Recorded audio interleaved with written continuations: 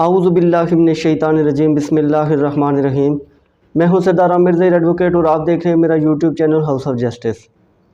ایک بھائی نے سوال پوچھا کہ اس کی کچھ ملکیتی زمین ہے جس کی بابت نہ تو اس نے کسی سے کوئی ایگریمنٹ ٹو سیل وغیرہ کیا ہے، نہ ہی وہ زمین اس نے کسی کو بیچی ہے، اور نہ ہی اس کا کوئی ایسا ارادہ ہے کہ وہ بیچے، لیکن اس نے کاشتکاری کے لیے کسی دوسرے آدمی کو وہ دی ہوئی تھی۔ تو اب وہاں پر جو آدمی بطور کاشتکار بیٹھا ہوا ہے تو وہ کلیم کر رہا ہے کہ اس کا نام خانہ کاشت میں آ گیا ہے، تو وہ اب اس پراپرٹی کا مالک بن گیا ہے۔ تو بھائی نے سوال بیسیکلی یہ پوچھا تھا کہ کیا وہ واقعی مالک بن گیا ہے، کیونکہ وہ کہتے تھے کہ واقعی اس کا نام خانہ کاشت میں موجود ہے۔ اب یہاں پر میں ایک بات آپ کو کلیئر کرتا چلوں کہ خانہ کاشت میں نام آنے کا مطلب یہ نہیں ہوتا کہ وہ آدمی خانہ کاشت میں مالک بن گیا ہے۔ جیسا کہ اگر آپ نے میری ویڈیوز پہلے دیکھی ہوں تو خانہ کاشت کے بارے میں بہت ساری میری ویڈیوز موجود ہیں، بڑا ڈیٹیل سے میں نے بتایا ہے کہ خانہ کاشت میں نام کیسے آتا ہے۔ تو میں پھر کچھ انفارمیشن اس کے بارے میں شیئر کرتا ہوں جو آج ایک یہ نئی بات میرے نالج میں آئی۔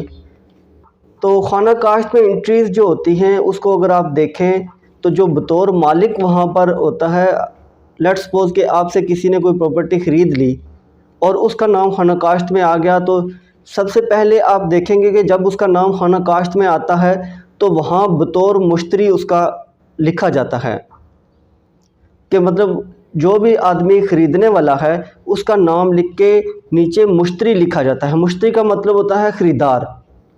اب اگر مشتری لکھا گیا ہے تو اس کا مطلب ہے اس آدمی نے وہ پراپرٹی خرید لی ہے، بے شک خانہ ملکیت میں اصل مالک کا نام موجود ہو اور اس نے ساری پراپرٹی بیچ بھی دی ہو، تب بھی اگر مشتری لکھا گیا ہے خانہ کاشت میں، جس آدمی نے زمین خریدی ہے اس کے نام کے ساتھ اگر مشتری لکھا ہے تو پھر وہ مالک تصور ہوگا۔ لیکن اگر خانہ کاشت میں جس آدمی کا نام ہے وہاں پر بطور کاشتکار اس کا نام لکھا ہے یا مزارع لکھا گیا ہے، تو ایسی صورت میں وہ مالک نہیں بن جاتا، وہ صرف اس پراپرٹی کو کاشت کرنے کے لیے اس کا قبضہ لیتا ہے۔ تو یہ بات یاد رکھیں کہ آپ خانہ کاشت میں دیکھیں کہ اگر اس کے نام کے ساتھ کاشتکار لکھا ہے، مزارع لکھا ہوا ہے، تو پھر وہ عارضی طور پر وہاں بیٹھا ہوا ہے، اس کو آپ نے بٹھایا ہوا ہے کاشتکاری کی غرض سے۔ اگر وہ ایسے وہاں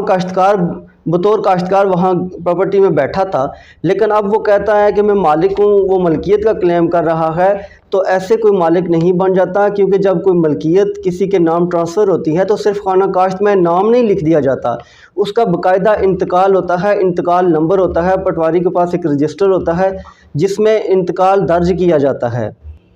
اس کے علاوہ اگر آپ گرداوری کو دیکھیں تو گرداوری جو ہر سال میں 2 بار بھری جاتی ہے، تو وہاں پر بھی جو اصل مالک ہوتا ہے اس کا نام بطور مالک وہاں لکھا ہوتا ہے، اور جو وہاں کاشتکاری کر رہا ہوتا ہے اس کاشتکار کا نام بھی وہاں لکھا ہوتا ہے۔ تو ایسے کسی کے کلیم کرنے سے یہ پراپرٹی اس کی نہیں ہو جاتی، لہٰذا آپ کے پاس جو ڈاکومنٹس ہیں ملکیت کے، اگر وہ آدمی وہاں بطور کاشتکار آیا تھا، اب نہ تو آپ کو کوئی کرایہ وغیرہ پے کر رہا ہے اور نہ ہی وہاں سے زمین وہ آپ کی خالی کر رہا ہے، تو آپ کے پاس قانونی طور پر یہ ریمیڈی موجود ہے کہ آپ تحصیلدار کے پاس جا کے اس کے خلاف ایجکٹمنٹ پٹیشن بے دخلی لگا کر اس کو وہاں سے پراپرٹی سے نکال سکتے ہیں۔ تحصیلدار اس کے خلاف بے دخلی کا آرڈر کرے گا، اگر پھر بھی وہ خالی نہیں کرتا تو بیلف آف دی کورٹ آپ کو قبضہ لے کر دیا جائے گا۔ لہٰذا یہ بات یاد رکھیں کہ اگر جو آدمی خانہ کاشت میں جس کا نام موجود ہے وہاں مشتری لکھا ہوا ہے تو پھر وہ مالک ہے، اگر مشتری نہیں ہے، مزارع یا کاشتکار وغیرہ لکھا ہوا ہے تو پھر وہ مالک نہیں ہوتا، وہ صرف بطور کاشتکار یا بطور مزارع وہاں بیٹھا ہوتا ہے۔ لہٰذا ایسی سچویشن میں پریشان ہونے کی ضرورت نہیں ہے، آپ ہی مالک ہیں، آپ کے پاس ڈاکومنٹس موجود ہیں، تو جب بھی آپ تحصیلدار کے پاس جائیں گے بے دخلی لگائیں گے تو آپ کی بے دخلی منظور ہو جائے گی۔ تو ویورز یہ تھی آج کی ویڈیو، امید ہے ویڈیو پسند آئے گی۔ اگر ویڈیو پسند آئی تو چینل کو سبسکرائب کرنا نہ بھولیے گا۔ اسی کے ساتھ اجازت چاہتا ہوں، اپنی دعاؤں میں یاد رکھے گا۔ فی امان اللہ۔